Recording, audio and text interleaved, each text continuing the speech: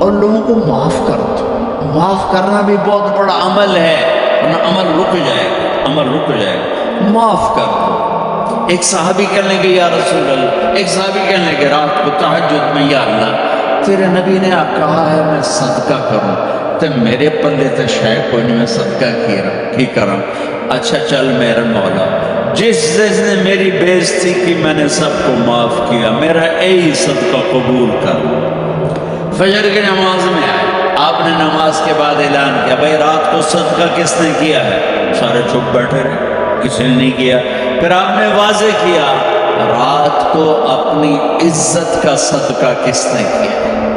یہ کھڑے ہو کہ یا رسول اللہ، اور آپ کی باتیں سن کر شوق پڑا کہ کو مال لگاؤں، مال تھا نہیں. میں کہ چل میرے مولا میں اپنی عزت دے صدقہ کرنا. تو میرے نبی نے فرمایا تیرا اللہ نے قبول صدقوں میں لکھ دیا ہے یہ عمل.